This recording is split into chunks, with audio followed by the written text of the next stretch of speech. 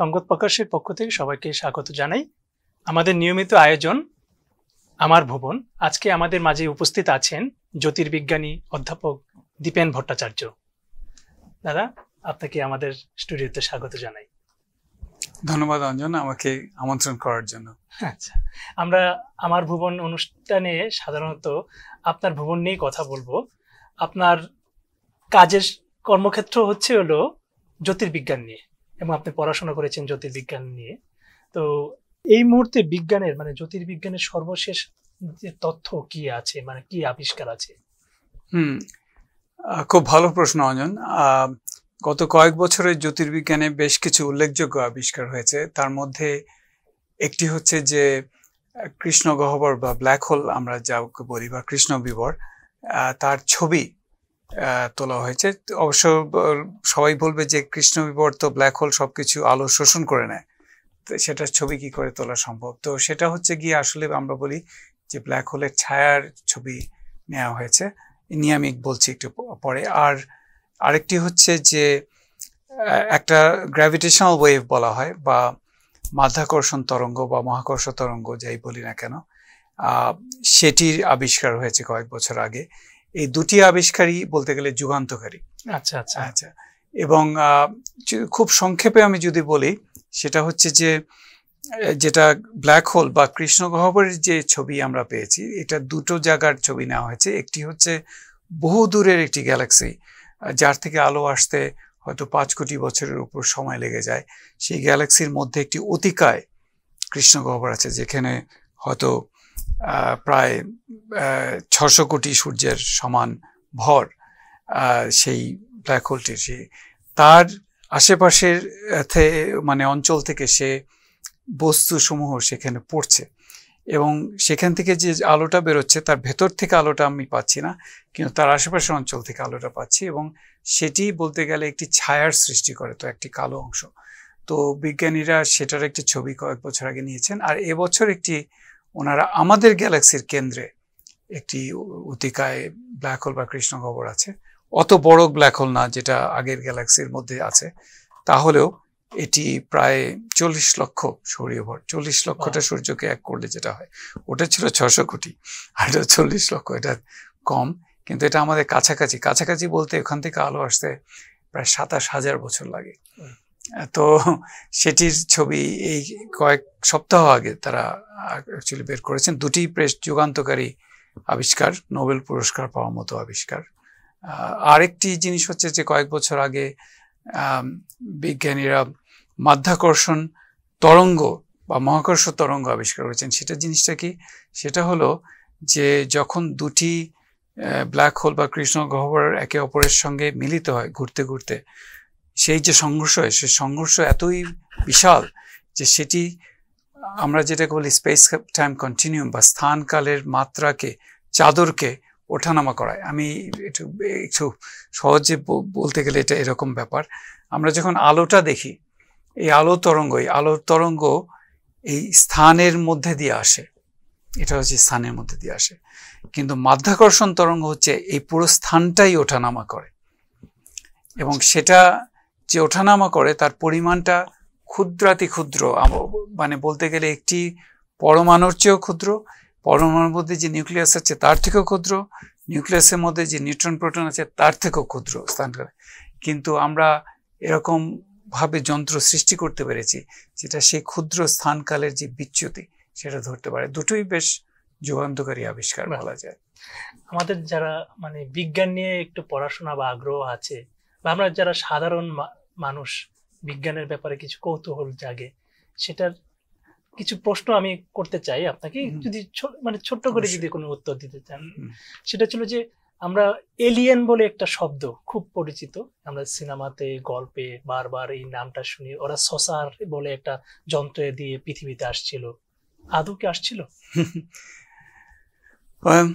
আমরা সবাই চাই যে এলিয়েন আমরা দেখবো বা আবিষ্কার করবো ইত্যাদি। তো জ্যোতির্বিদরা এই মুহূর্তে, আমি আসছি এইটার উত্তরে আসছি একটু পরেই, এই মুহূর্তে তারা মহাবিশ্বকে মূলত বেতার তরঙ্গে স্ক্যান করছে।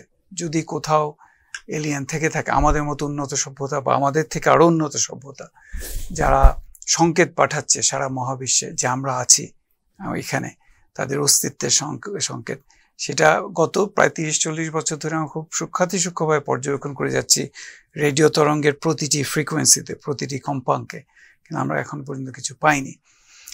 তো এখন জিনিসটা হলো যে আমরা যদি মহাবিশ্বের যদি প্রাণ মানে একটা প্রাকৃতিক উপায় সৃষ্টি হয়ে থাকে পৃথিবীতে, তাহলে এটার সম্ভাবনা আছে অন্যান্য পৃথিবীর মতো গ্রহে এটার হবার, কিন্তু এটা বেশ কিছু ফিল্টার পার হয়ে আসতে হয়। আমি হয়তো একটু মানে এই প্রশ্নের উত্তর দিতে গিয়ে আমি একটু পিছনে যাচ্ছি, এই কারণে আমি বলি ফিল্টারটা কি। ফিল্টার হচ্ছে এটাই যে পৃথিবী সৃষ্টি হয়েছে আজকে থেকে 450 কোটি বছর আগে, 4.5-5.5 বিলিয়ন বছর আগে। তারপরে প্রাণ কিন্তু খুব দ্রুত সৃষ্টি হয়েছে 50 কোটি বছরের মধ্যেই। 450 কোটি বছর আগে সৃষ্টি হচ্ছে, প্রাণ সৃষ্টি হচ্ছে 50 কোটি বছরের মধ্যে। কি ধরনের প্রাণ? এককোষী প্রাণ, ব্যাকটেরিয়া জাতীয়, কিন্তু তার মধ্যে কোনো নিউক্লিয়াস ছিল না। তার মানে হচ্ছে আমরা যদি বিবর্তনবাদের কথা বলি তাহলে খুব সহজেই সেখান থেকে বিবর্তনে আমাদের মতো জিনিসে মানে প্রাণের সৃষ্টির কথা, কিন্তু তা হলো না। তারপরে প্রায় 100-150 কোটি বছর লাগলো বা তার থেকেও বেশি নিউক্লিয়াস সম্পন্ন কোষ সৃষ্টি করতে, এককোষী কিন্তু নিউক্লিয়াস করতে এত বছর লাগলো। তারপরে আরো 150 কোটি বছর বা 100 কোটি বছর পরে এই ধরনের বহুকোষী প্রাণীর আবির্ভাব হলো। তারপরে আমরা জানি ডাইনোসরের আবির্ভাব হয়েছে। ডাইনোসর 15 কোটি বছর ছিল পৃথিবীর বুকে। আমাদের মানুষের মতো মানে দ্বিপদী প্রাণীর আবির্ভাব হচ্ছে মাত্র 2 লক্ষ বছর, আর সভ্যতার হতে পারে 30,000 বছর। কাজেই যদি আমি পৃথিবীর ইতিহাসটা দেখে থাকি, মানুষের যে স্থায়িত্বকাল এটার মধ্যে খুব অল্প, ডাইনোসরের স্থায়িত্বকাল অনেক বেশি, ব্যাকটেরিয়া জাতীয় স্থায়িত্বকাল আরো বেশি। কাজে আমি যদি একটা এলিয়ান পৃথিবীর কথা চিন্তা করি, আমি যদি সেখানে যান পাঠাই, তাহলে আমি ব্যাকটেরিয়া জাতীয় প্রাণী সাক্ষাতের পাবো, তারপরে ডাইনোসর জাতীয় প্রাণী সাক্ষাৎ পাবো। মানুষের মতো প্রাণী সাক্ষাতের সম্ভাবনা খুবই কম। এটা হলো 1 নম্বর কথা। আচ্ছা, তার মধ্যেও যদি থেকে থাকে মানুষ, যেটা হবে যে আমাদের গ্যালাক্সির কথাই ভাবো, আমাদের গ্যালাক্সির এক প্রান্ত থেকে আরেক প্রান্ত যেতে 1 লক্ষ বছর লেগে যায় আলোর গতিবেগে চললে। আলোর গতিবেগ হচ্ছে সেকেন্ডে 3 লক্ষ কিলোমিটার, 1 লক্ষ। কাজেই এখানে যদি 2-3টে উন্নত সভ্যতাও থেকে থাকে, সেটা খুঁজে পাওয়া খুব মুশকিল হবে একে অপরকে। আরেকটা সমস্যা হচ্ছে আমাদের যে নিকটবর্তী তারা, সেটি আমাদের থেকে 4.5 আলোকবর্ষ দূরে। আলোর গতিবেগে চললেও আমার 4.5 বছর লাগবে। আমাদের যে বর্তমান যে কারিগরি বিদ্যা আছে, আমরা যে রকেট ইঞ্জিন তৈরি করি, রকেট ইঞ্জিন সেকেন্ডে 10, 12, 15 কিলোমিটারের বেশি যেতে পারে না। সেই গতিবেগে চললে আমাদের নিকটবর্তী তারায় যেতে 60,000, 70,000 বছর লাগবে। আচ্ছা, শুধু তাই না, যে জ্বালানি আমরা ব্যবহার করি সেই জ্বালানিতে তো হবেই না, আমাদের সৌরজগতের সমস্ত জ্বালানিও যদি আমি ব্যবহার করি, সেই রকেট পৌঁছাতে পারবে না, সেই জ্বালানিও ক্ষয় হয়ে যাবে। কাজেই আমাকে এমন একটা প্রযুক্তি আবিষ্কার করতে হবে যেটা আমাকে নিকটবর্তী, শুধু নিকটবর্তী তারার কথা আমি বলছি, আমি খেয়াল আছে আমি বলেছি 7,000 আলোকবর্ষ দূরে হচ্ছে গ্যালাক্সির কেন্দ্র, আমার নিকটবর্তী তারা হচ্ছে 4.5 আলোকবর্ষ। কাজেই আমার কাছে কোনো ধরনের কারিগরি বিদ্যা নেই যেটাতে আমি অন্য নক্ষত্রে যেতে পারি। কাজেই আমাকে ধরে নিতে হবে আমাদের যে ধরনের কারিগরি যে ঘাটতি অন্য একটি উন্নত সভ্যতার ক্ষেত্রেও সেরকম থাকবে, তাদের আরো উন্নত জিনিস বার করতে হবে। আমি কেন এই কথাটা বলছি, তার মানে হচ্ছে যে আমাদের কাছে এলিয়েনরা ওই একটা চাকতি নিয়ে আসবে তা দিয়ে হবে না, তাদের মানে কারিগরি জিনিস এতই উন্নত হবে যে এই চাকতি দিয়ে চলবে না। ব্যাপারটা হচ্ছে এটা, আমাদের চাকতির আইডিয়াটা খুব প্রিমিটিভ। কাজেই আমি কি এইসব কি ছবিতে দেখানো হচ্ছে তাতে কি আমি বিশ্বাস করছি? মানে এটা খুব কঠিন আমার জন্য বিশ্বাস করা যে বহু দূরের একটি তারা থেকে যে এলিয়েনরা আসবে, তাদের মানে যে টেকনোলজি সেটা এত উন্নত হবে যে একটা সাধারণ চাকতি মাঝে মধ্যে আমাদের ছবিতে ধরা পড়বে এমন না। এবং খেয়াল করে দেখবে এই কোনো ছবি স্পষ্ট না, এটা ইংরেজি ভাষায় যেটা বলে গ্রেইনি, যে রেজলিউশন ভালো না, মানে তারা যদি দেখাই দিতে চায় তাহলে আমার কাছে এই সাধারণ আইফোনও খুব ভালো ছবি তুলতে পারে সেটা, কিন্তু আমি সেরকম কখনোই দেখছি না। তারা কি আগে এসেছিল পৃথিবীতে? এখন এই প্রশ্ন চাই, কেন আগে এসেছিল? তাদের যুক্তি কি? যারা বলে যে তারা আগে এসেছিল, যে পিরামিডের তৈরি করার যে কারিগরি বিদ্যা ছিল না। দিল্লিতে একটি স্তম্ভ আছে, অশোক স্তম্ভ বলা হয়, তাতে জং ধরে না। অ্যাপারেন্টলি প্রথমে বলা হয়েছে যে এই ধরনের টেকনোলজির সময় ছিল না। অথবা মায়া বা স্টেক সভ্যতা যে ধরনের পিরামিড করেছে সেগুলো তাদের পক্ষে সম্ভব ছিল না। তো এখানে একটা প্রশ্ন হচ্ছে, আমি যদি খুব উন্নত সভ্যতার অধিকারী হই, আমি আরেকটা গ্রহে গেলাম, গ্রহে যেয়ে দেখলাম যে সেখানে মিশরীয়রা, তাদের ফারাও রাজা আছে কিংবা সম্রাট আছে কোথাও, আমার কাজ কি হবে? আমি তখন এরা একটা পিরামিড তৈরি করতে চায়, আমি এদের একটা পিরামিড বানিয়ে দিই, তবে চলে যাবো। আমার কি উদ্দেশ্য সেটা হবে? কখনোই সেটা হবে না। আমি কোটি কোটি আলোকবর্ষ মানে মাইল পার হয়ে এখানে এসেছি। আমার যদি সম্ভব হয় আমি তাদেরকে মহাবিশ্ব সম্পর্কে জ্ঞান প্রদান করব। আমি রোগ শোক ব্যাধি থেকে কি করে আমি তাদেরকে পেনিসিলিন দেবো, আমি তাদেরকে চিকিৎসার পদ্ধতি দেবো, আমি তাদেরকে পিরামিড বানিয়ে সময় নষ্ট করতে দেব না। কারণ আমি আশা করছি যে যারা এত দূর যেতে পারে তারা, কারণ আমরাই কত উন্নত হয়েছি। আমরা যখন মঙ্গল গ্রহে যান পাঠাই, চাঁদে যান পাঠাই, আমরা চিন্তা করি যে আমাদের পৃথিবীর ব্যাকটেরিয়া যেন চাঁদে বা মঙ্গল গ্রহে যে বাসা না বাঁধে, তাহলে সেখানকার যে প্রাকৃতিক পরিবেশ সেটা নষ্ট হয়ে যাবে। আমরাই এত দূর উন্নত হয়েছি। আমরা বায়োডাইভার্সিটি নিয়ে চিন্তা করি, আমরা ক্লাইমেট চেঞ্জ নিয়ে চিন্তা করি। কাজে যে সভ্যতা এত উন্নত হয়েছে সে এসে পিরামিড, এই ফারাওয়ের মানে কি বলবো ইগো রক্ষার্থে বড় পিরামিড বানিয়ে সে সময় নষ্ট করবে না। এটি হলো বড় কথা। আচ্ছা, মানে চাঁদের প্রসঙ্গ যখন আসলো তখন একটা ব্যাপার আসে যে চাঁদে মানুষ গিয়েছে, এটা আমরা জানি, এবং মাঝে মধ্যে এটা নিয়ে আবার অনেকে বিতর্ক করে যে এই ফ্ল্যাগ টাঙানো হলো, এটা বাতাসে দুলছে, তো মানুষ চাঁদে যায়নি, এরকম একটা ধোঁয়াশার মধ্যে অনেক সময় বিতর্ক করে। আপনার ব্যাখ্যা কি? মানে চাঁদে গিয়েছে এবং এরপরে মনে হয় আরো কয়েকবার চাঁদে চন্দ্রাভিযান হয়েছে। চন্দ্রাভিযান হয়েছে 6বার, 6টি কাজে চাঁদে 12 জন মানুষ হেঁটেছে। তো 1969 থেকে 1972 পর্যন্ত 6বার। আরেকটি অভিযান অ্যাপোলো 13 যেটি যেতে পারেনি। এখানে তো আসলে বলার কিছু নেই, কারণ জিনিসটা হলো আমার কাছে এগুলো হচ্ছে কালক্ষেপ। এটা একেবারেই কালক্ষেপ। আমাদের অনেক বড় বড় জিনিস করার আছে। চাঁদে মানুষ গেছে, এটাকে পুনঃপ্রতিষ্ঠা করা এবং 2+2 = 4 এটাকে প্রতিষ্ঠা করা হচ্ছে একই জিনিস, এবং এই জন্য আমি কালক্ষেপ করি না। এই জন্য অনেক সময় যারা এটা বলে, এটা অবশ্য আমি বিজ্ঞান শিক্ষক হিসাবে এটা কর্তব্য অবশ্যই তাদেরকে কনভিন্স করানো যে চাঁদে মানুষ গেছে। আমি খালি এটুকুই বলবো যে নাসা যে চাঁদে মানুষ পাঠিয়েছে, তখন নাসায় সব মিলিয়ে এই যে ইঞ্জিন বানানো থেকে আরম্ভ করে 1 লক্ষ লোকের মতো কাজ করেছে। খালি যে যারা বিজ্ঞানী সরাসরি যে রকেট পাঠানো হয়েছে, যে মহাকাশযান পাঠানো হয়েছে তাদের সঙ্গে কথা বলেছে তা নয়, নানাভাবে যে রকেট যারা বানিয়েছে বা অন্যান্য কাজে সাহায্য করেছে প্রচুর হাজার হাজার লোক। কাজে এটা যদি ষড়যন্ত্র হয় তাহলে 1 লক্ষ লোক এটার সাথে জড়িত, এটা তো বোঝাই যাচ্ছে এটা সম্ভব নয়। আচ্ছা, তৃতীয় যে ব্যাপারটা হলো, আমি এই যে পতাকা ওড়ানোর ব্যাপারে যাচ্ছি না। যে পতাকার ব্যাপারটা কি ছিল? বাতাসে দুলছে, চাঁদে তো বাতাস থাকার কথা না, বাতাসে দোলার কোনো ব্যাপারই কিছু ছিল না। ছায়া পড়ছে দেখাচ্ছে যে এটা নাকি একটা মানে আর্টিফিশিয়াল, এটা স্টুডিওর মতো করে ওরা নাকি সাজিয়ে আমেরিকা তার শক্তিমত্তা প্রকাশ করেছিল। সেই সময় রাশিয়া এবং আমেরিকার মধ্যে একটা স্নায়ুযুদ্ধ চলছিল, এরকম একটা কথা আসে। এটা হচ্ছে কি জানো, এটা হচ্ছে হীনমন্যতার একটা প্রকাশ। আমরা যেটা করতে পারি না যখন অন্য কেউ করে, সেটাকে ভুল প্রমাণ করার জন্য, এটা একটা মনস্তাত্ত্বিক ব্যাপার। এই ব্যাপারটা কিন্তু এখনো আছে এটা, এবং এই জিনিসটা যে খালি আমাদের দেশে তা নয়, এটা কিন্তু মার্কিন দেশেও আছে। মার্কিন দেশে একটি ব্যাপক অংশ কিন্তু বিশ্বাস করে না যে চাঁদে গিয়েছিল, এবং এটা সেই বারে বারে আমি হীনমন্যতার কথা বলি। আমরা যখন একটা কাজ করতে পারি না, যখন আরেকজন একটি কাজ করে, এটা প্রতিটি ক্ষেত্রে আছে, সাহিত্য ক্ষেত্র আছে, তুমি জানো, সেটাকে যদি সে ভুল প্রমাণ করতে পারে, বা যদি সে জানে ওটা হয়েছে কিন্তু মানুষের মধ্যে যদি এই ধারণাটা সে প্রতিষ্ঠা করতে পারে, তাহলে সে মনে করে যে সে তার একটা জীবনের একটা অস্তিত্বের একটা অর্থ আছে। এটা হলো আসল ব্যাপার।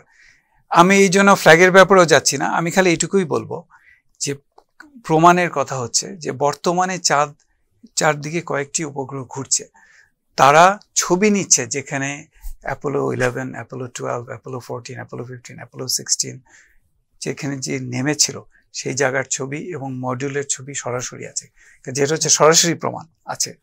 দ্বিতীয় হচ্ছে অ্যাপোলো 11, অ্যাপোলো 12 তারা চাঁদে যে একটি ওই আয়না রেখে এসেছিল, একটি বিশেষ আয়না, যেটা হচ্ছে পৃথিবী থেকে যদি লেজার যদি ছাড়া হয়, লেজারের আলো, সেটি ওই আয়নায় প্রতিফলিত হয়ে পৃথিবীতে ফিরে আসবে। এবং যার জন্য আমরা এখন জানি যে প্রতি বছর চাঁদ এবং 1 ইঞ্চি করে 2 সেন্টিমিটার মতন সরে যাচ্ছে আমাদের থেকে, এবং প্রতি বছর আমরা এই লেজার মারফত, কারণ লেজারটা যখন ফিরে আসে তখন একটু সময়ে একটু আলোর গতি বেগে যায়, ওই কত সময় পরে ফিরে আসছে সেটা থেকে আমরা জানতে পারি চাঁদ কত দূরত্বে আছে। এবং আমরা এটা প্রতি বছর, আমরা বলতে আমি বলছি জ্যোতির্বিদ্যার যে কমিউনিটি আছে তারা এটা মাপে। কাজে এসব মানে সাক্ষাৎ প্রমাণ আছে যে চাঁদে মানুষ গিয়েছিল, তারা এসব রেখে এসছে। কাজেই ওগুলো ছায়া বলো বা পতাকা বলো এসব নিয়ে মানে এই জন্য আমি বলছি যে আমি বিস্তারিত আলোচনায় যাচ্ছি না, কিন্তু আমাদের কাছে সরাসরি প্রমাণ আছে যে চাঁদে মানুষ গিয়েছিল। সেটা আপনি নিজে একসময় নাসাতে গবেষক হিসেবে কাজ করেছিলেন, আপনার গবেষণার বিষয়টা কি ছিল? আমার গবেষণার বিষয় ছিল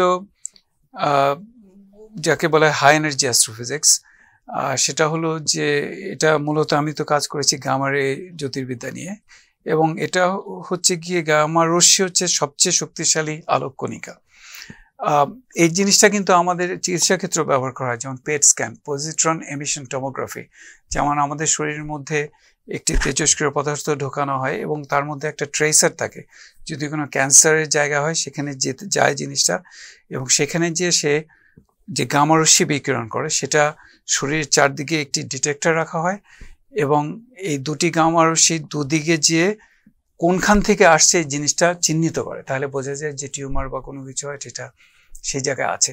সেই একই ধরনের ডিটেক্টর আমরা ব্যবহার করি, কিন্তু আমরা ব্যবহার করি যেটা মহাশূন্য থেকে যে গামা রশ্মি আছে।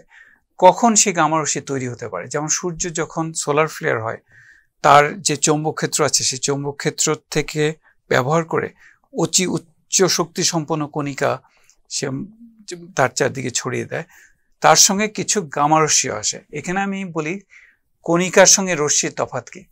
কণিকা হচ্ছে particle, material particle, electron, proton ইত্যাদি, আর গামা রে হচ্ছে কি ফোটন কণিকা। এটা যে আলো, এটা হচ্ছে ফোটন কণিকা। এই আলো আমরা দেখতে পাই, কিন্তু গামা রশ্মি আমরা দেখতে পাই না, কিন্তু দেখতে না, তার তরঙ্গ দৈর্ঘ্য খুব কম, এর তরঙ্গ দৈর্ঘ্য বেশি।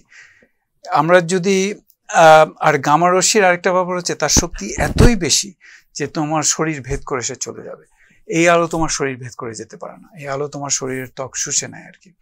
এছাড়া গামা রশ্মি মনে করো যদি একটি তারা তার জীবন শেষে যখন সে বিস্ফোরিত হয় তখন অনেক গামা রশ্মি বিকিরণ করে, অথবা একটি ব্ল্যাক হোল বা কৃষ্ণগহ্বরের চারদিকে যখন বস্তু আবর্তিত হয়ে তার উপর পতিত হয় তখন গামা রশ্মি বিকিরণ হয়। কাজেই গামা রশ্মি ব্যবহার করে আমরা প্রকৃতিতে সবচেয়ে শক্তিশালী যে সমস্ত প্রক্রিয়া আছে সেগুলি আমরা জানতে পারি। তো আমি যখন আমার পিএইচডি থিসিসও ছিল তার উপরে, আমরা ওই ডিটেক্টর তৈরি করে পৃথিবীর বায়ুমণ্ডলের উপরে নিতে হয়, বড় বেলুনে করে বায়ুমণ্ডল প্রায় 30-40 কিলোমিটার উপরে উঠাতে হয়, অথবা তুমি স্যাটেলাইটে করে উপরে উঠাতে পারো, কারণ গামা রশ্মি পৃথিবীর বায়ুমণ্ডলে শোষিত হয়ে যায়। সেটা খুব ভালো জিনিস, কারণ হলো নাহলে সেটা যদি তোমার শরীরে পড়তো সে শরীরের জন্য ক্ষতিকারক।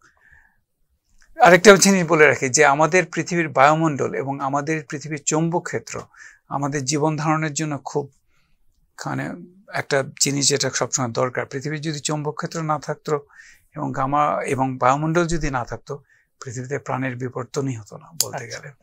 তো যাই হোক, এই আমি এটা নিয়ে কাজ করতাম আর কি।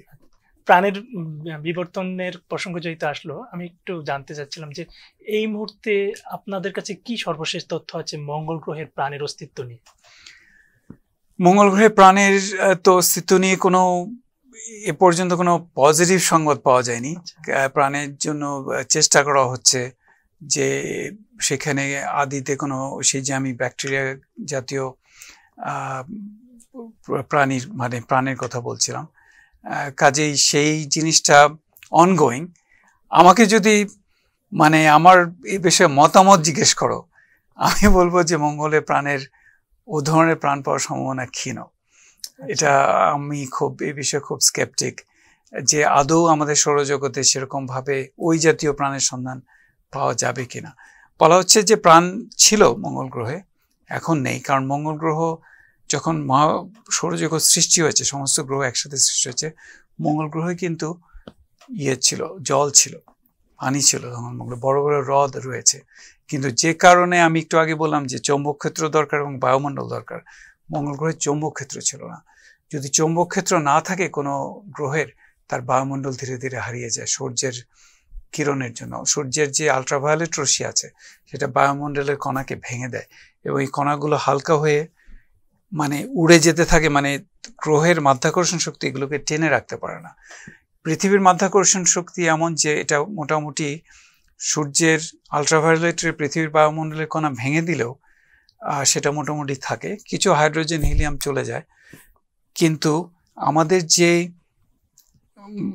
চৌম্বকক্ষেত্র, সূর্যের অতিরিক্ত যে কণাগুলো আসে, খুব মানে শক্তিশালী কণা, সেগুলোকে সে ঢালের মতো আর কি, সেগুলোকে সে দূরে সরিয়ে দিতে পারে, কিন্তু মঙ্গল গ্রহ এটা পারেনি। এবং যার ফলে হয়েছে কি, মঙ্গল গ্রহের বায়ুমণ্ডল ধীরে ধীরে চলে গেছে এবং তাতে যদি কোনো আদিতে প্রাণ থেকেও থাকে সেগুলো নষ্ট হয়ে গেছে এই কারণে। আরেকটা প্রশ্ন, মানে এটা খুব সাধারণ মানুষের বলে যে পৃথিবী এত তার গতি, এত ঘূর্ণয়মান এবং যে গতিতে ঘুরছে, কিন্তু আমরা মানুষ যারা আছি বা আমরা যারা প্রাণীরা বাস করি তারা ছিটকে পড়ে যাচ্ছি না। এই ব্যাপারটা কেন ঘটে? এটা খুব সহজে আমি বলি, যদি পৃথিবীর মাধ্যাকর্ষণ শক্তিকে এই মুহূর্তে আমি বন্ধ করে দিতাম, আমরা মুহূর্তে ছিটকে পড়ে যেতাম। মুহূর্তে আমরা সেকেন্ডে, এই মুহূর্তে 0.5 কিলোমিটার। পৃথিবীর দুটো গতি আছে, একটা গতি হচ্ছে কি আহ্নিক গতি বলা হয়, এরকম ভাবে সে ঘুরছে। এই যে গতিটা, ঢাকা শহরে গতিবেগ 0.4 কিলোমিটার মতো, অর্থাৎ প্রতি 2.5 সেকেন্ডে আমরা 1 কিলোমিটার ভ্রমণ করছি, তাই তো হবে বোধহয়। কিন্তু এটা আমরা বুঝতে পারছি না। আচ্ছা, আরেকটি গতি আছে, আমরা সূর্যের চারিদিকে প্রতি সেকেন্ডে 30 কিলোমিটার বেগে ভ্রমণ করছি, বার্ষিক গতি 30 কিলোমিটার বেগ। একটা হচ্ছে 0.5 কিলোমিটার মতো এটা। তো প্রথম প্রশ্নটা হচ্ছে যে আমরা কেন এই গতিবেগটা বুঝতে পারছি না। এটা সহজ উত্তর হচ্ছে পৃথিবীর মাধ্যাকর্ষণ শক্তি। যে মুহূর্তে আমি মাধ্যাকর্ষণ শক্তি বন্ধ করে দেব, সেই মুহূর্তেই আমি ছিটকে যাব, পড়বো। হ্যাঁ, তা এখন অনেকে বলতে পারে যে আমরা যখন একটা নাগরদোলায় চড়ি, নাগরদোলা তো ভীষণ জোরে ঘুরছে, আমরা অনুভব করছি যে আমরা ছিটকে পড়ছি। ছিটকে পড়ার কারণটা কি? এটাকে বলা হয় ইনার্শিয়াল ফোর্স। ইনার্শিয়াল ফোর্সটা আমি মানে বলতে গেলে অনেক কিছু বলতে হয়, কিন্তু দ্রুত বলি। একটা গাড়িতে যখন আমি ভ্রমণ করি এবং গাড়িটা বাঁ দিকে হঠাৎ করে ঘুরলো, তখন আমি অনুভব করেছি যে আমি দরজার ডান দিকে চলে যাচ্ছি। এটা কিন্তু কোনো বল নয়, আমার উপর কেউ বল প্রয়োগ করছে না। এটা হচ্ছে আমরা যারা নিউটনের প্রথম গতিসূত্র জানি, যে একটি বস্তু সরল রেখায় চলবে, যদি সরল রেখায় চলতে থাকে সরল রেখায় চলবে, যদি না তার উপর বল প্রয়োগ করা হয়। অথবা কোনো বস্তু যদি বসে থাকে, সে বসেই থাকবে যদি না তার উপর কোনো বল প্রয়োগ করানো হয়। কাজে আমি যখন গাড়িতে আছি, গাড়ি সমবেগে চলছে, আমার গতি হচ্ছে সামনে দিয়ে, গাড়ি হঠাৎ বাঁ দিকে চলো, আমি তো ওই গতিতে চলতে থাকবো, আমার দেহ। সেই জন্য আমার মনে হয় যে আমি ডান দিকে হলে পড়ছি, আমার বুকে বল প্রয়োগ করছে। আসলে তো কিছু নয়। সেইভাবেই আমি যদি এভাবে ঘুরতে থাকি, তাহলে আমি একটা, সবাই বলবো যে ছিটকে পড়াটাই তাই, এটা হবে ইনার্শিয়াল ফোর্স। আমার এটা বলে গতিজাড্য, বাংলায় বলা হয়, খুব সুন্দর একটি শব্দ গতিজাড্য বা গতি জড়তা অন্যভাবে, আর দুটি শব্দ আমার খুব প্রিয়। সেই গতি জড়তার কারণে সে তার সামনে যাওয়ার কথা, কিন্তু যেতে পারছে না, তার কারণ হচ্ছে মাধ্যাকর্ষণ শক্তি। তুমি যদি নাগরদোলায় বসে থাকতে এবং নাগরদোলার মাঝখানে যদি একটা বিশাল আকর্ষণ শক্তি থাকতো, তাহলে তুমিও নাগরদোলা থেকে ছিটকে পড়াটা অনুভব করতে না, কারণ নাগরদোলা তো তাকে কেন্দ্রে টেনে রাখতো, এবং সেটাই মূল কারণ, আর কোনো কারণ না। এটা তাও অনেকের কাছে খুব কনফিউশনের কারণ। এটা বললেও হয়তো প্রথমবার বোঝা যাবে না। আমি যদি বলি মাধ্যাকর্ষণ শক্তি একমাত্র কারণ, এই না বোঝার ব্যাপারটাতে ছোট্ট করে একদম, মানে এটাও একটা বিষয় যে চন্দ্রগ্রহণ এবং সূর্যগ্রহণ, এটাকে নিয়েও মানুষের অনেক ধরনের মানে মনস্তাত্ত্বিক কিছু কাজ করে। একটা সময় তো মানুষ মনে করতো, আদিম মানুষেরা মনে করতো যে হয়তো কোনো অশুভ শক্তি চাঁদটাকে ঢেকে ফেলছে বা সূর্যটাকে ঢেকে ফেলছে। এখনো অনেক মানুষ চন্দ্রগ্রহণ বা সূর্যগ্রহণ হলে খাবার গ্রহণ করতে চায় না। তার পেছনে তাদের যুক্তি হচ্ছিল হয়তো এই গ্রহণের সময়টাতে হয়তো জীবাণু ছড়িয়ে থাকে পারে। এটার কি কোনো আদৌ কোনো বৈজ্ঞানিক ভিত্তি আছে? না, কথা বললে নেই।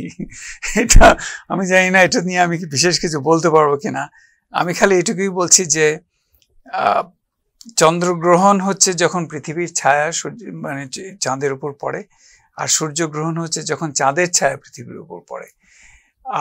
বৈজ্ঞানিকভাবে আমি অনেক কিছু বলতে পারি, কিন্তু আমাদের যে ধরনের সংস্কার খাদ্য গ্রহণের ব্যাপারে এতে কিছু বলার নেই। শুধু এটুকুই আমি বলতে পারি যে চন্দ্রগ্রহণ বা সূর্যগ্রহণের সময় অনেকে বলে যে জোয়ার ভাটার একটা ব্যাপার আছে, কিন্তু সেটা খালি যে গ্রহণের সময় তা নয়, প্রতি পূর্ণিমা এবং প্রতি অমাবস্যায় জোয়ার ভাটার একটা ব্যাপার থাকে আর কি। সেটা চন্দ্রগ্রহণ সূর্যগ্রহণের সময় যেরকম সত্যি, প্রতিটি পূর্ণিমা প্রতিটি অমাবস্যার জন্য সেটা সত্যি। আসলে তো প্রতিটি পূর্ণিমার সময় চন্দ্রগ্রহণ হওয়ার কথা এবং প্রতিটি অমাবস্যার সময় সূর্যগ্রহণ হওয়ার কথা, কারণ অমাবস্যার সময় চাঁদ পৃথিবী আর সূর্যের মাঝখানে থাকে, পূর্ণিমার সময় পৃথিবী সূর্য আর চাঁদের মাঝখানে থাকে, তাই না? কিন্তু এটা না হওয়ার কারণ হচ্ছে তারা একই সরলরেখা থাকে না, চাঁদ একটু ওই ওঠানামা উপর নিচ থাকে এই তল থেকে। কাজেই এটি একটি প্রাকৃতিক জিনিস, এবং যদি না খেতে হয় আমি তাদেরকে বলবো যে তাহলে আপনারা প্রতি অমাবস্যা খাবেন না, প্রতি পূর্ণিমাতেও খাবেন না, একই ব্যাপার। কাজে ওই ছায়া একটু পড়লো কি না পড়লো তাতে কিছু এসে যাবে না। এবং আপনার একটা খুব সুন্দর একটা কাজ আছে বাংলাদেশের ভূতত্ত্ব নিয়ে, বঙ্গীয় বদ্বীপের অতীত ও ভবিষ্যৎ। এখানে আপনি হিমালয় মানে কিভাবে সৃষ্টি হলো এবং হিমালয়কে ধরে এই যে আমাদের বঙ্গীয় বদ্বীপের যে প্লেটগুলো নিয়ে আপনি মানে খুব গবেষণামূলক একটা কাজ করেছেন। একটু যদি সংক্ষেপে বলেন যে আমাদের বঙ্গীয় বদ্বীপের এই মুহূর্তের বর্তমান এবং ভবিষ্যতের অবস্থাটা কি? ধন্যবাদ অঞ্জন। আমি প্রথমে বলে রাখি, আসলে আমার গবেষণামূলক কাজ সেরকম নয়, কিছুটা আছে, কিন্তু এটা মূলত অন্যদের কাজকে সংশ্লেষণ করেই করা।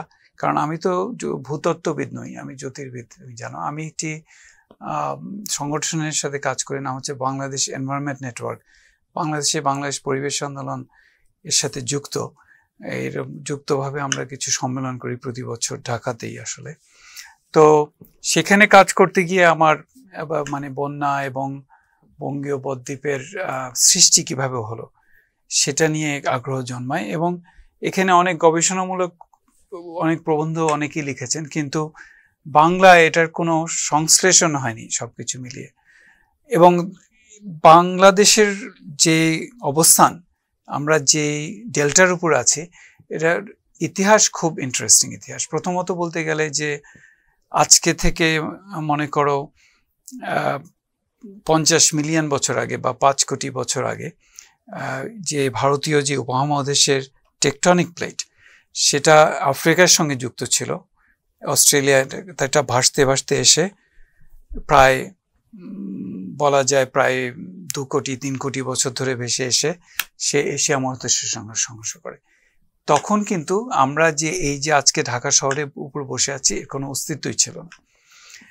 তো ক্রেটন বলা হয় বা টেকটনিক প্লেট এসে যখন ধাক্কা দেয়, আস্তে আস্তে হিমালয় উপরে উঠতে শুরু করে। হিমালয় যখন উপরে উঠতে শুরু করে তখন পৃথিবীর জলবায়ুর একটা ব্যাপক পরিবর্তন হয়, এবং হিমালয়ের এই যে মনসুন সাইকেল আমরা বলি, এই মনসুন সাইকেল শুরু হয়, এই যে মৌসুমী বায়ু, এই যে বৃষ্টি হচ্ছে এখন হয়ে যাচ্ছে, এবং এর ফলে হয় কি যে হিমালয় থেকে ধীরে ধীরে পলি, যেটা আমরা বলি, পলি তো আসলে কিছু না, পলি হচ্ছে পাথরের ক্ষয়িত অংশ। এই পাথরের ক্ষয়িত অংশ এসে ধীরে ধীরে এই তখনকার যে ভারত মহাসাগরে, এখন যেটা বঙ্গোপসাগর আর কি, সেখানে পড়া শুরু করে। এবং পড়া কোথায় শুরু করে? এখানে একটা জিনিস বলা হয় হিঞ্জ জোন। কোথায় হিঞ্জ জোনটা কি? যদি আমরা একটা লাইন ধরি, ভারতের বিহার থেকে রাজমহল পাহাড় থেকে আরম্ভ করে রাজশাহী পাবনা হয়ে টাঙ্গাইল হয়ে ময়মনসিংহ হয়ে এটা শিলং পাহাড়ে গেছে, এটা হচ্ছে গিয়ে অরিজিনাল যে ভারতীয় টেকটনিক প্লেটটা বলেছি সেটার আসলে। তো এই গঙ্গা এবং ব্রহ্মপুত্র দিয়ে হিমালয়ের ক্ষয়িত অংশ এসে পলি হিসাবে পড়া শুরু করে। এবং ধীরে ধীরে পড়তে পড়তে এই ডেল্টাটা সৃষ্টি করে। এই যে আমি ঢাকা শহরে বসে আছি 15 কিলোমিটার পলির উপরে, আচ্ছা 15 কিলোমিটার, অর্থাৎ আমাকে যদি যেই কন্টিনেন্টাল মানে ওশেনিক প্লেট যেটা বলে, ইন্ডিয়ান ওশেনিক প্লেট, সামুদ্রিক যে প্লেটে আমাকে 15 কিলোমিটার নিচে যেতে হবে, বরিশালে গেলে 20 কিলোমিটার নিচে যেতে হবে। কাজে বোঝাই যাচ্ছে যে কত পরিমাণ পলি পড়ে ধীরে ধীরে এটা আমাদের করতে হয়েছে। প্রতি বছর এখন পলির পরিমাণ মানে ওঠানামা করে, প্রতি বছর কয়েক মিলিমিটার করে পলি পড়ার কথা। তো কেন এটা ইন্টারেস্টিং? আমরা তো বন্যা নিয়ে কথা বলি, কিন্তু বন্যা হচ্ছে কি আসলে আমাদের বদ্বীপ গঠনের মূল চালিকা শক্তি বন্যা, এবং একটি বদ্বীপের বন্যা হতেই থাকবে। এটার মূল কারণ হচ্ছে, এবং বদ্বীপ কখনোই সমুদ্রপৃষ্ঠ থেকে উঁচু হতে পারবে না। এটা আমি বলছি কেন। পলি তো পড়লো, এবং পলি পড়ার পরে একটা অবনমন প্রক্রিয়া আছে, এটা বলে সাবসিডেন্স। এবং সাবসিডেন্স করার বিভিন্ন কারণ আছে। আমরা এখন শহরে যখন থাকি আমরা সাবসিডেন্স প্রক্রিয়া খুব ভালো করে জানি। আমি যদি ভূগর্ভস্থ অঞ্চল থেকে পানি উত্তোলন করি তাহলে মাটির দেবে যেতে থাকবে। আমরা জানি যে ঢাকা শহরের দেবে যাচ্ছে। আমরা আমাদের পানির জন্য ভূগর্ভস্থ অ্যাকুইফার বলি, সেটা থেকে পানি উত্তোলন করছি। অনেক সময় বিল্ডিং ভেঙে পড়ে, অনেক সময় জমি দেবে যায়। এটা হচ্ছে গিয়ে মানুষের কৃত প্রক্রিয়া। কিন্তু এছাড়াও প্রকৃতি জাতীয় প্রক্রিয়া আছে, অর্থাৎ পলি পড়তে পড়তে দাবতে থাকে, কারণ একটা লেয়ারের উপর একটা লেয়ার পড়লে পার হচ্ছে না। আরেকটা কারণ হচ্ছে টেকটনিক প্রক্রিয়া, অর্থাৎ ক্রমাগতই আমাদের যে অংশটা এটা আরাকান অঞ্চল, বার্মাজ অঞ্চলে ঢুকে যাচ্ছে, এবং সেই কারণেও একটা সাবসিডেন্স হচ্ছে। তো এখন পলি পড়লো, কিন্তু মনে করো বন্যা হচ্ছে না, নতুন পলি আসছে না, সাবসিডেন্স হলো। হ্যাঁ, এখন সমুদ্র তো আবার তাহলে উঠে যাচ্ছে, তখন আবার বন্যা হলো, বন্যাতে নতুন পলি আসলো, আবার সাবসিডেন্স হলো। কিন্তু যদি বন্যা না হয় তাহলে সাবসিডেন্সই হতে থাকবে এবং জমি নিচে নেমে যাবে, সমুদ্র ভিতরে ঢুকবে। কাজেই আমি বলতে চাইছি যে এটা এমন একটা প্রক্রিয়া, আমি যদি বেশি জমি ফেলি তাহলে আর বন্যা হবে না ঠিকই, কিন্তু ওই সাবসিডেন্স হতে হতে এটা নিচে নামবে, আবার বন্যা হবে। মানে এটার থেকে বেরোবার কিন্তু কোনো উপায় নেই সেই অর্থে। এবং বন্যা প্রক্রিয়াটাই আমাদের এই ভূমিকে, যে আমরা বলি উর্বর করা বলো বা ইয়ে করা বলো, সেটার একটা প্রক্রিয়া। তো এটা গেল একটা কথা।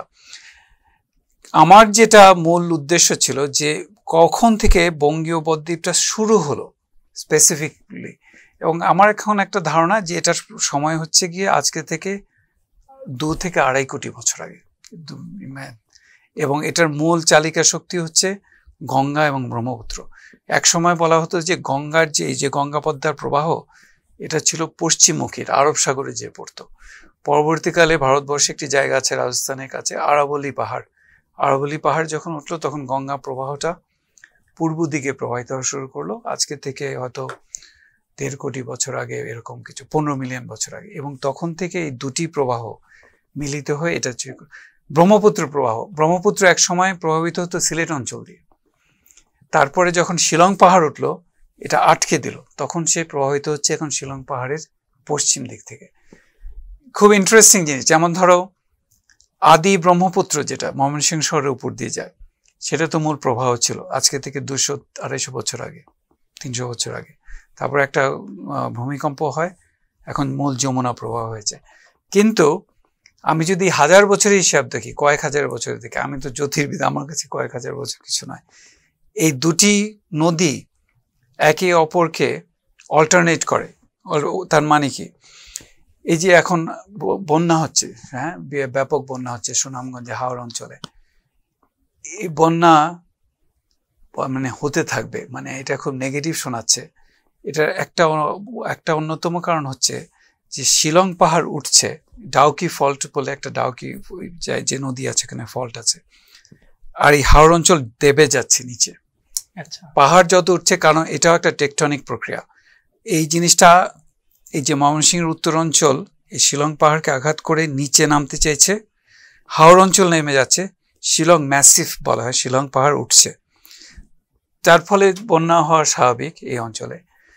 ব্রহ্মপুত্রের রোলটা কি এখানে? ব্রহ্মপুত্র রোল হচ্ছে যে এর আগে ব্রহ্মপুত্র পলি নিয়ে এসে এই হাওড় অঞ্চলে সরাসরি না হলেও কিছুটা নিচের অংশে সে পলি ফেলতো, কিন্তু এখন আর পলি ফেলছে না, এখন সব চলে যাচ্ছে যমুনা দিয়ে পলি। তার ফলে এই হাওড় অঞ্চল এবং এই পুরো নিচে সুরমা কুশিয়ারার অববাহিকা অঞ্চল নিচে দাবছে। কিন্তু ইভেনচুয়ালি মানে আমরা থাকবো না, ধীরে ধীরে আবার এই জল ব্রহ্মপুত্রে ফিরে আসবে, কারণ এই জিনিসটা নিচু হয়ে যাচ্ছে নদী, এবং আবার এসে পলি এখানে পড়তে থাকবে। আবার যখন এই অঞ্চলটা উঁচু হবে আবার এই স্রোত ফিরে যাবে যমুনায়। এটা আমাদের জানা কেন প্রয়োজন? কারণ হচ্ছে তুমি যদি বিস্তীর্ণ ডেল্টাটা দেখো, বরিশালে কেমন করে 20 কিলোমিটার পলি পড়লো, যশোরে কেমন করে 15 কিলোমিটার পলি পড়লো, কিংবা সিলেট অঞ্চলে নিচে পলি পড়লো। তো এখন তো তুমি প্রশ্ন করতে পারো আমি তো কোনো নদী, বড় নদী দেখছি না। তার মানে হচ্ছে এই নদীগুলো এই অঞ্চলে কোনো না কোনো সময় ছিল, এবং এই নদীগুলো, এটা ইংরেজিতে একটা কথা তারা বলে অ্যাভালশন, অর্থাৎ এই নদীগুলির পথ পরিবর্তন হতে বাধ্য কয়েক হাজার বছর পর পর, এবং সেই পুরো অববাহিকা অঞ্চলকে ধরে করবে। ধরো আজকে থেকে হতে পারে 10,000 বছর আগে গঙ্গার প্রবাহ ছিল আরো পশ্চিমে, ধীরে ধীরে সে পদ্মার প্রবাহে এখানে এসে আড়িয়াল খাঁ ইত্যাদি করতে করতে, কারণ তাকে পুরো অঞ্চলটা কিন্তু বিধৌত করতে হবে পলি দিয়ে, তাই না? কাজেই আমি বলছি যদি আমরা হাজার হাজার বছর হিসাব করি, এই নদীগুলিকে মানে তার পথ পরিবর্তন করবেই। সেই জন্য আমরা যখন বলি ভাঙনের ব্যাপারটা মানুষ আসার আগে এটা খুব একটা প্রাকৃতিক পর্যায়ে ছিল, এবং আমরা যখন বন্যা নিয়ন্ত্রণের কথা ভাবি আমরা সেই প্রাকৃতিক পর্যায়ের কথাটা ভাবি না। এবং এই জন্য নদী শাসন এটা খুব কঠিন একটা জিনিস, এবং নদী শাসন করা, আমি হয়তো একটু অন্যভাবে চলে যাচ্ছে, কিন্তু আমি যদি ভবিষ্যতের কথা বলছি, আমি যদি ভবিষ্যতের দিকে তাকাই, আজকে থেকে আমি সবসময় চিন্তা করি আজকে থেকে 50 লক্ষ বছর পরে কি হবে। তুমি যদি এই হিসাবটা দেখো, আমি খুব ইন্টারেস্টিং হিসাব আমি বলি, নেপালের যে অংশটা ধীরে ধীরে নেপালের রাজ্য কমে আসছে, প্রতি বছর সে 1-2 সেন্টিমিটার করে হারাচ্ছে, নাথিং। কিন্তু এটার কারণটা হচ্ছে ভারতের উত্তর অংশ হিমালয়ের নিচে ঢুকে বা এশিয়ার নিচে ঢুকে যাচ্ছে। ধীরে ধীরে যেটা হবে যে হয়তো এক সময় এই ঢোকাটা বন্ধ হয়ে যাবে, এবং ঢোকাটা যখন বন্ধ হয়ে যাবে হিমালয় পর্বতের উচ্চতা কমতে শুরু করবে, কারণ হিমালয়ের উচ্চতা বাড়বে না, এবং এক সময় হিমালয়ের ক্ষয় হতে হতে কোটি কোটি বছর পরে আর থাকবে না, উইচ ইজ অলসো ইন্টারেস্টিং। এটা হচ্ছে একটা অপশন, এবং হিমালয় যদি না থাকে তাহলে আবার বঙ্গীয় বদ্বীপও থাকবে না।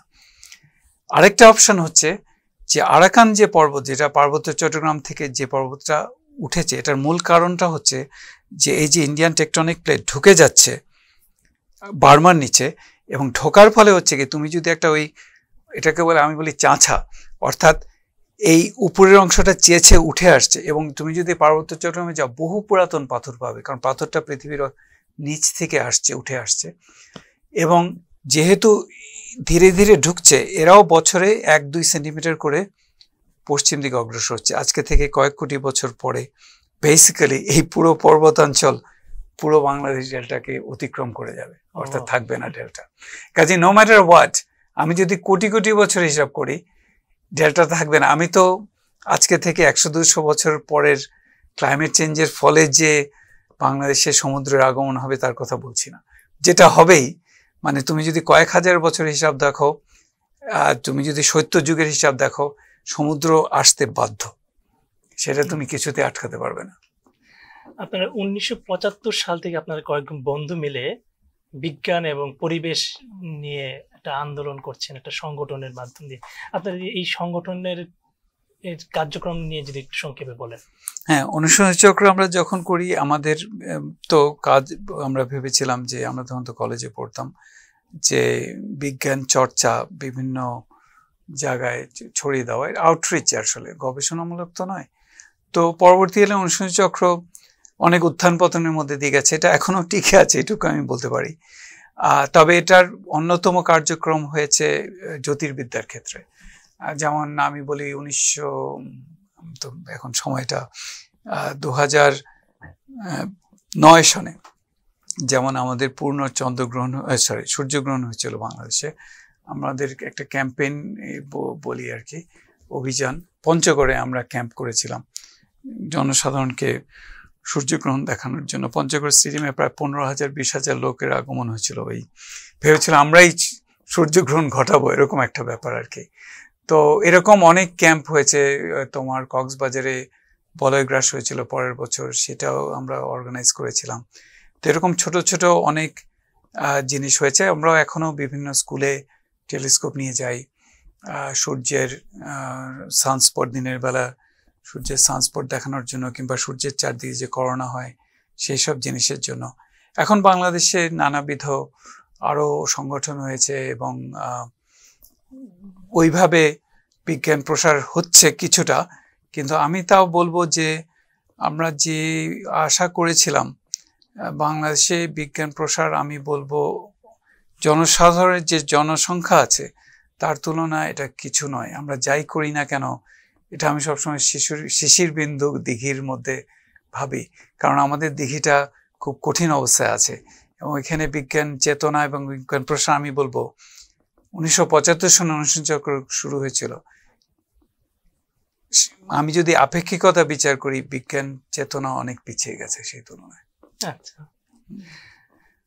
আপনি যুক্তরাষ্ট্রের ক্যালিফোর্নিয়ার মরেনো ভ্যালি কলেজের মানে পদার্থবিজ্ঞান পড়ান এবং সেই অধ্যাপনার পাশাপাশি আপনি এই মুহূর্তে কি নিয়ে ব্যস্ত আছেন, বিজ্ঞানের কোন বিষয়টা নিয়ে কাজ করছেন?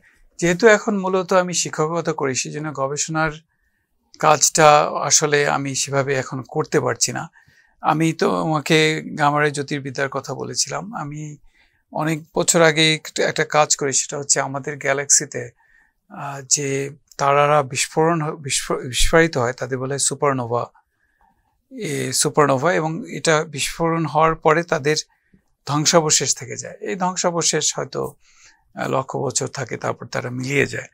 কিন্তু এই সুপারনোভা বিস্ফোরণের সময় তারা খুব উচ্চ গতিসম্পন্ন কণা তাদের থেকে বেরিয়ে আসে।